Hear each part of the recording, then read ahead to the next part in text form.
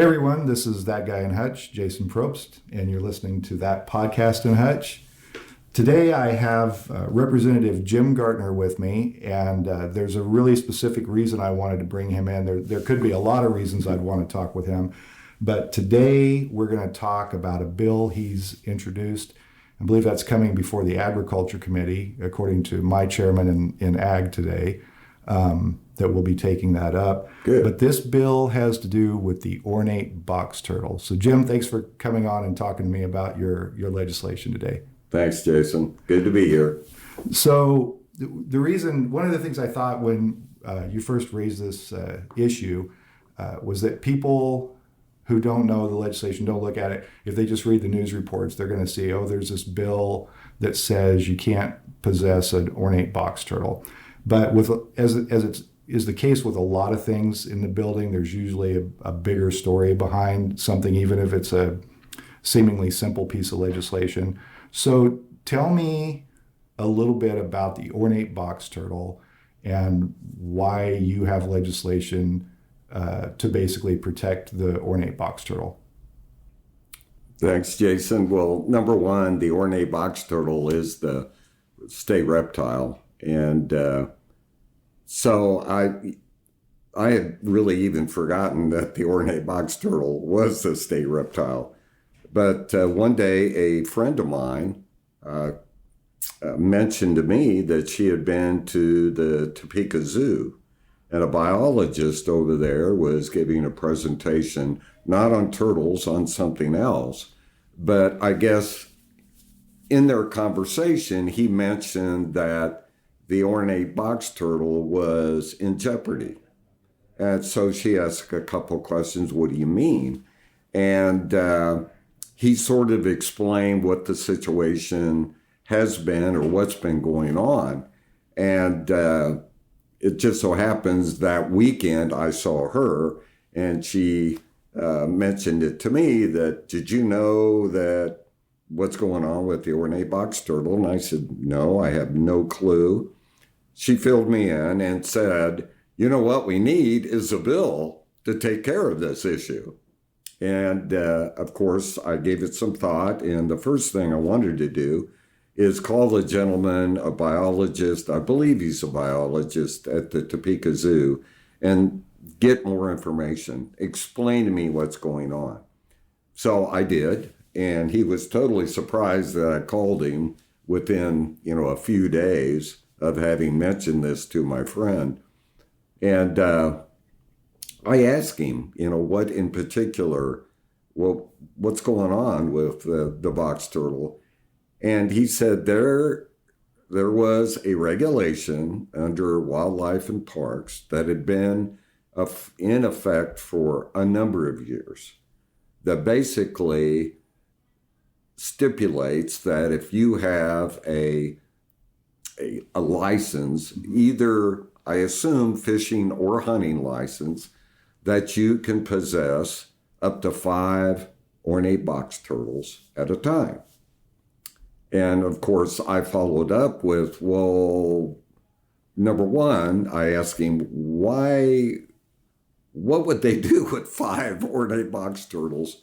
And he said, well, it's an old regulation, and I don't know why it was written originally, but said what's happened lately, they know for in fact that in Asia, there's a real demand for different looking turtles. And of course, as everybody knows, with the ornate box turtle, you'll either have yellow markings or sometimes they'll be orange that I've read about. I've in my lifetime, I've only seen yellow markings, but there over in Asia, there's quite a market for turtles that have these distinguishing marks that are different than all the turtles they see over there. And I guess a number of Asians have very nice gardens. And so what's happening, we suspect what's happening is that people are collecting ornate box turtles in Kansas, and they're selling them and shipping them overseas to Asia. Now, the biologists told me that they are getting, in some cases, up to $1,000 a piece For a box turtle. for a box turtle. And of course, after he told me this, I just went ballistic and said, there is no reason to allow these people to sell and ship our ornate box turtles, our state reptile, overseas. Yeah. It's crazy. And so we went on. I asked him specifically, how do we take care of this?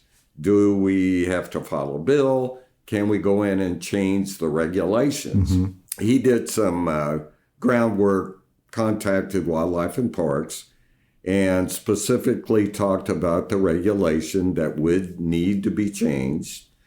But as you know, Jason, to change a regulation up here can take up to 2 years. Yeah. By the time it goes through the whole process. Yeah. And so we pivoted from that option to let's just file a bill. Yeah. Let's just say people can't possess ornate box turtles, period. In statute today, we have a couple. We have, I believe there's a couple turtles that already they cannot possess, people can't possess, fishing, hunting license or not. And so we went in, I advised him to go to the revisor statutes. He sat down, and now we have a very simple one-line bill. It's House Bill 2479 that basically says you cannot possess an ornate box turtle. Now, let me just say one other thing. Possess is a pretty encompassing word. Yeah. And I know people are going to say, well, what if my daughter, Betty, comes home, finds an ornate box turtle, and keeps it for a day or two, or takes it to show and tell at school in a box, and then comes home and lets it go back into the wild? That's no problem. Yeah. People are not going to be, they're not going to call police or come and break your door down to get the ornate box turtle. Yeah. But that's, so some people might get a little out of sort when, possession, the possess word is in the bill. But we're just trying to keep it as simple as possible. Well, that's one of the things that was really fascinating to me about the bill, because I expect that if people didn't know the story and they just saw it on the outside, they'd think, well, why in the world are we creating legislation to say you can't have a turtle? And one, it seems, like kind of unnecessary. But through your conversations and your research on this is where you found out there's kind of this underground market or this black market trading where people are getting a lot of money for box turtles, ornate box turtles, and that makes that necessary so that we're not basically trafficking wildlife to other parts of the world because it's kind of a collector's item. Right, exactly. And there is another reason, though, that really spurred my interest, is that they've suspected that the biologists have suspected that the ornate box turtles numbers have been decreasing. Okay. So they, I believe 3 years ago, with the biologist here in Topeka, working with other zoos, biologists at other zoos around Kansas, have put together a study. And I believe, don't quote me on this, I believe they're looking at different geographic areas of the states, and they're trying to go out and actually count the number of ornate box turtles they see in a given period of time. Okay. And that was going to be, well, it still is going to be a 4-year study, but last year they had to put it on hold because of COVID. Mm-hmm. So that might come up in the discussion. Well, what is your survey showing? They already know the numbers are down. Yeah. By how much, they don't know exactly and won't know until they complete this study, which will be in 2022. Okay. This year sometime, I'm guessing more, probably closer to the fall.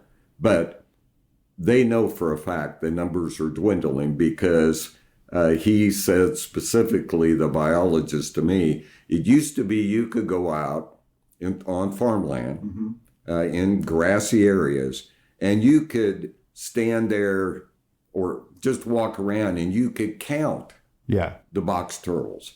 That doesn't occur anymore. And do they think, or did you have some indication that they think this trade or this market for box turtles is part of the reason for that? Exactly. Okay. It is part. Now, they're not sure how great that is a part of the diminishing numbers.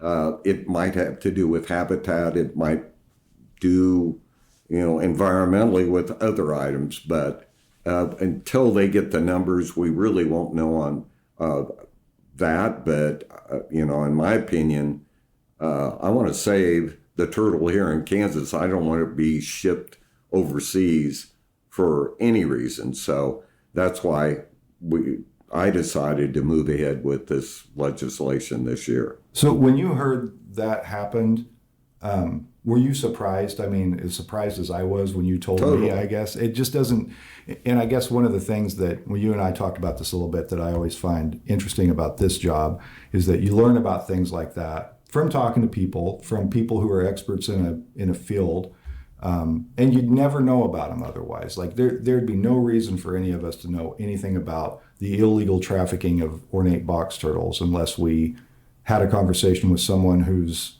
in that field, who knows what's going on, and then we get to convert that into some sort of legislation that might prevent that from happening. Right, exactly.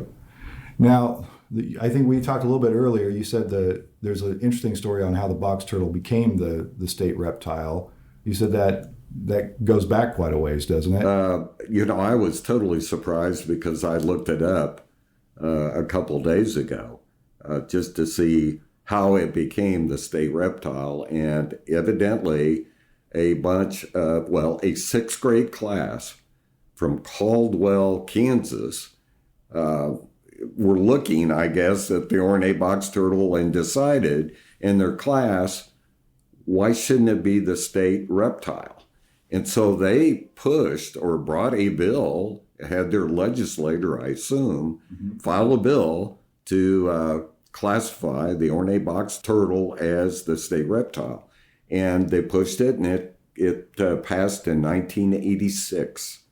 And Governor Carlin signed it into law. So and that's how state reptile. That's how the state reptile became into being, I guess. And if I remember right, that kind of students driving some of those things, that's the way a lot of things have become. I think there was a conversation about the state dance a few years ago. State dance. The state rock. Right. At one point.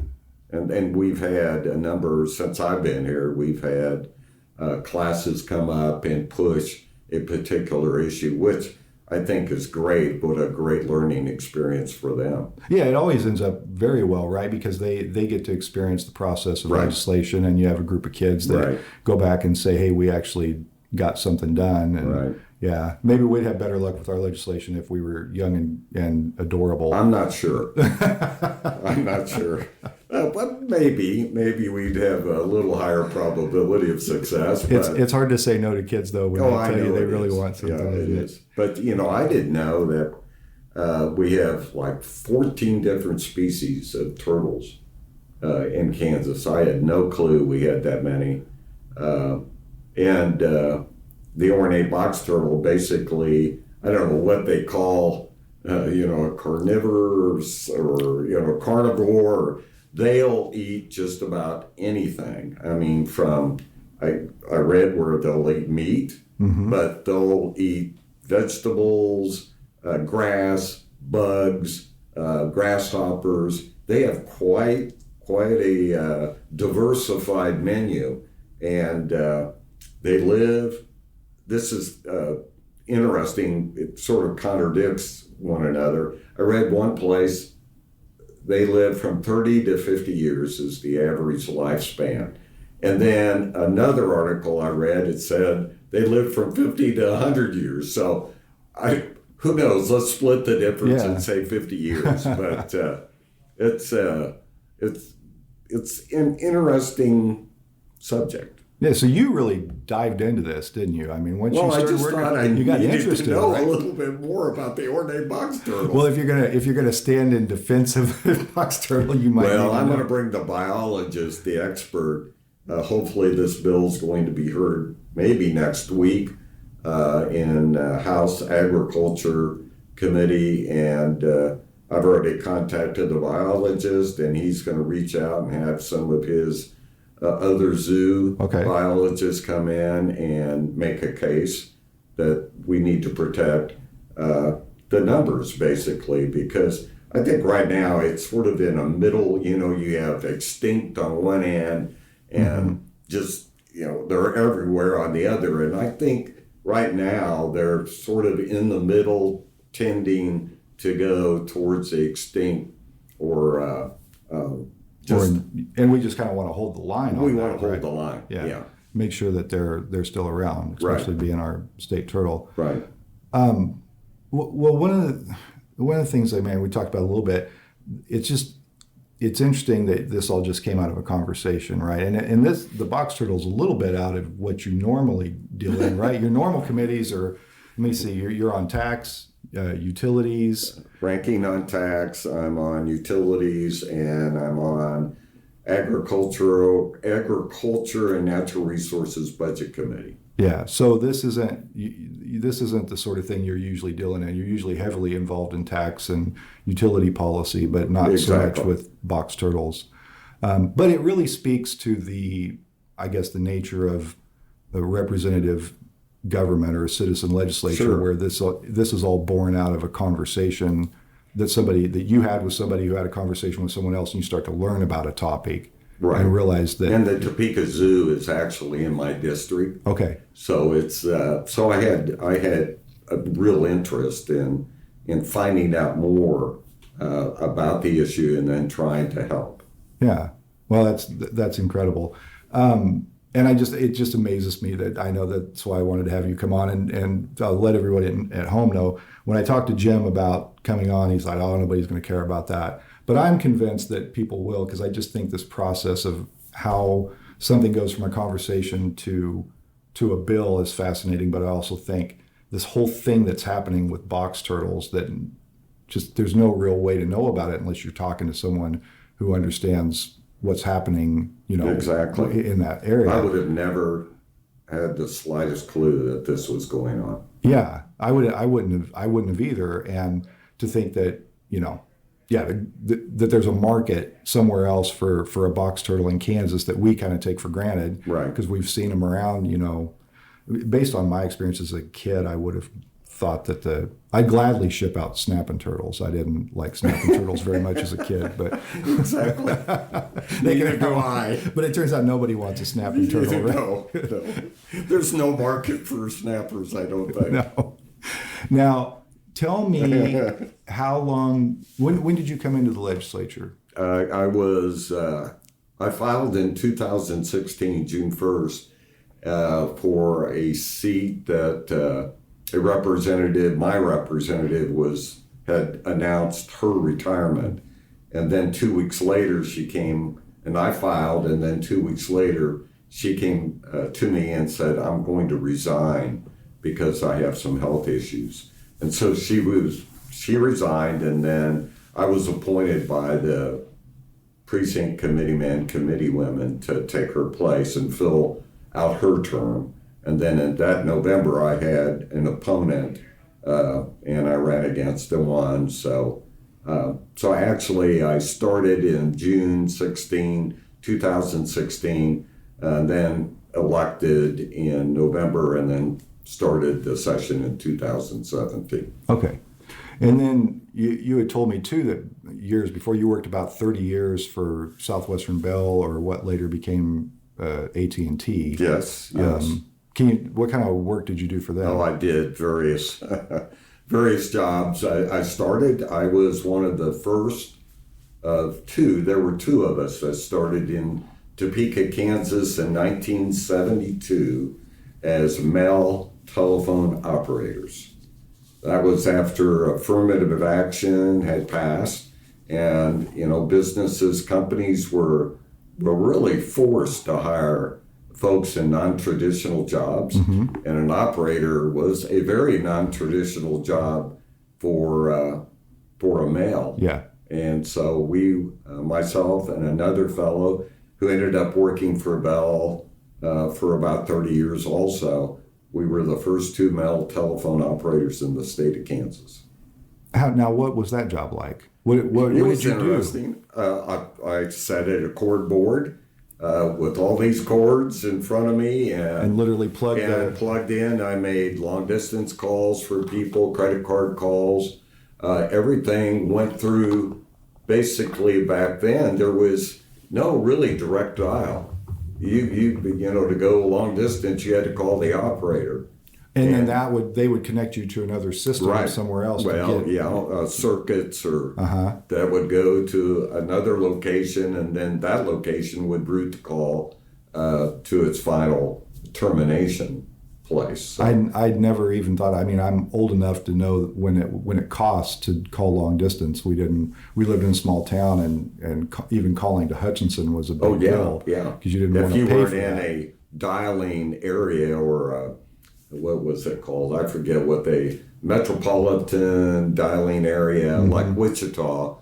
They could call, different cities could call one another because it was part of a metropolitan calling scope or something. But everybody else had to pay. It was long distance. Yeah. But the most fun was having coins. Having a call from a coin phone. Oh yeah. And you would literally, on a piece of paper, you would count the dings, the dongs, because every coin had a distinct tone. So if you put in a nickel, it would make one tone, a dime would make a different tone, and a quarter would make another tone. So you'd make the marks. So we'd mark cents, to make sure they had put in their $2.25 for the first 3 minutes. Call. Oh, wow. It was crazy. But did that for over 2 years when I started, and I was going to Washburn University trying to get a business degree, and I think I was short 3 hours, and I got an opportunity to go to Hays, Kansas as on a promotion. And so I went there and then went to various places. In fact, when I was in Hays, Kansas, I had basically responsible for all the central offices that switched all your calls. Okay. And in fact, Hutchinson was one of the offices that territory I would go down to. Okay. I was responsible for. And I'll never forget going to Nickerson. This is where I grew up. Well, I was probably there when you were growing up, and it was quite interesting. But got to go to a lot of smaller towns, travel. But from that point on, I had various different engineering jobs, external affairs, lobbying jobs. Ended up as vice president of external affairs when I retired. And then you said you did retire for a couple of years and played a lot of golf and did a little bit of nothing, and that was a window you had before you ended up in the legislature. Right? Yeah. Exactly. Now, years before you were in the Marine Corps. You said the Marine Corps for 3 years, right? 3 years. Served in Vietnam. Yes. And you're a Purple Heart recipient. Yes. Can I ask you about that? Well, that might take a while, but no. I was 17 years old, not the best student in the world, liked to party too much, and saw a Marine come out in do their recruiting speech in dress blues and said, that's what I want to do. I want to wear that dress blues. And I was 17, so I went home, told my mother and father, and they had to sign the waiver because I was underage. And they did. And so I actually joined in March of 1966. Okay. And then went on active duty in July of that year, and then spent 3 years. I was a combat engineer, so I wherever the infantry went, I went along also. I went to school on how to handle explosives and blow. If they needed something blowing up, they would call on me. Or actually, we even went to school to dismantle landmines and different things like that people might step on, Marines. But I got pretty smart. Just put down a grenade and run like hell and let it blow the landmine up. That was the quickest way to take care of it. But yeah, I spent 3 years, went to Vietnam when I was 18. Only spent 2 months there because I was shot in the foot. And it was bad enough where they had to send me back to the States. Okay. You can't tell it now. You don't. I don't see you walk difficulty with any difficulty or anything. I've been real lucky. They did a great job, and I do receive 20% disability for my injury. But when the weather's nice out, it's very, very good. Gives me no problem. Even at the hint of the weather changing, I must have arthritis in it, and I can feel it. Yeah. But overall, and overall, I will just say that, when a young man is trying to figure out what he wants to do in his life, I know for myself, I made the smartest decision of joining the armed forces. Yeah, it kind of gave you, like you said, you saw somebody and you said, that's what I want. It gave you some direction, I guess. Direction, and made me really grow up very quickly. Yeah, I imagine it would. It did. Going through Marine Corps boot camp will do that to you. Yeah, I bet that does.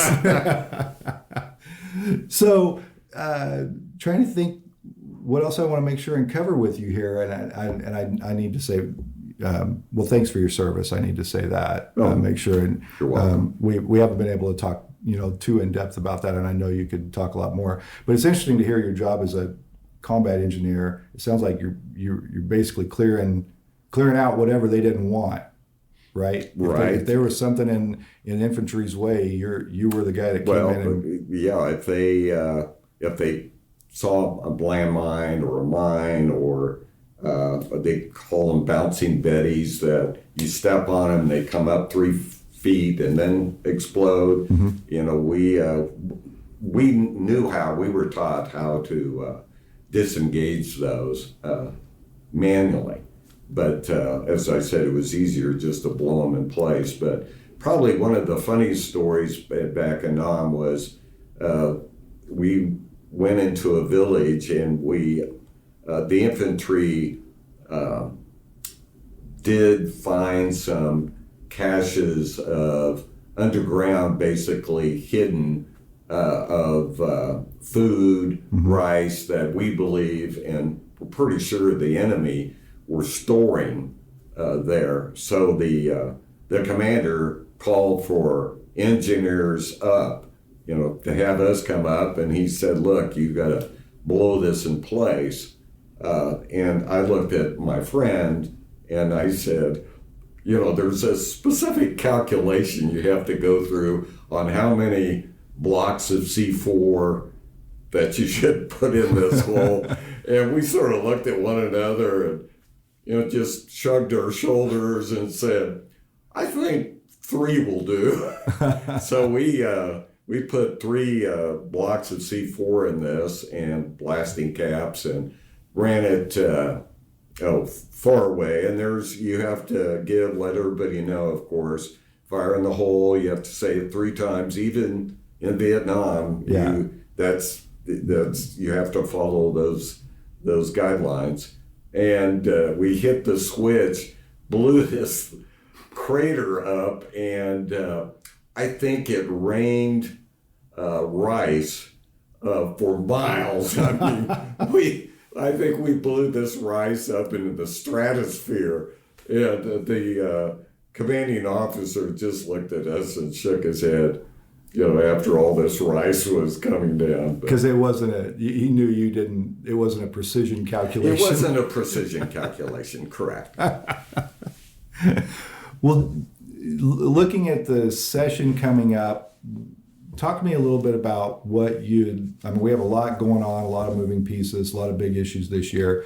But aside from the box turtle, what do you hope to see come out of this session? Well, number one, I hope this, everybody, I'm sure knows. If they don't, it's redistricting. Every 10 years we get to do this based upon the census data. And as you know, you're on that committee, that now we're getting into the stage of, we've had the public input stage. Mm-hmm. Now we're getting to sit down, and you all, the committee, are going to start looking at maps. And we'll draw from the congressional maps on down to the Senate maps to the House maps. Yeah. And so that is going to be a project, to say the least. Yeah. And there's going to be a lot of disagreement because there's going to be some gerrymandering attempts, and we have to not allow that. Yeah. So that's going to be an interesting process. 10 years ago, it went to the courts because legislature couldn't make a decision, couldn't get it done. And who knows, it might end up in the courts this year again. But from that standpoint, we have, I'm spending a lot of time on tax issues as the ranking minority on tax, and really promoting the governor's elimination of sales tax on food. Yep. And also the rebate program that she has brought forward. And there might be other issues that us as Democrats can put more money into people's pockets out there. That's I know you would love to do that, yep. And so would I. So we'll see how this progresses, but I'm going to be very busy on those issues. I know you will, and it's going to be an interesting year, I suspect. It will, notwithstanding the ornate box turtle. I'd like to get the ornate box turtle done about the same time as the governor wants to get the sales tax on food, state sales tax on food, by Kansas Day. Oh, those would both be nice. Those would be nice presents for Kansas Day for everyone. I think so too. Yeah, we need to shoot for that. Yeah. That'd be good. Well, Jim, thanks for coming on today and talking with me a little bit about the ornate box turtle and about some of your history and experience. I really appreciate it. Well, thanks, Jason, for everything. All right. Thanks, Jim. I'd like to thank a few of the people who've helped make That Podcast in Hutch possible. My son Mitchell Probst wrote and recorded the music for the show. Jenny Brigette put together some great graphics and promotional art. And Chris Acker helps overcome my mistakes to produce a great sounding product every episode. That Podcast in Hutch is made possible through a collaboration between the Hutchison Arts and Culture Collective and Salt City Sound. They're working to bring resources and infrastructure to support art, music, and storytelling in our community. If you have an idea for your own podcast, reach out to them at podcasts@saltcitysound.net. If you enjoy That Podcast in Hutch, be sure to subscribe and share it with all your friends. You can also help support this production by subscribing to thatguyinhutch.substack.com or by emailing me at thatguyinhutch@gmail.com to learn about sponsorship opportunities. Thanks for listening, and I hope you'll join us again next week.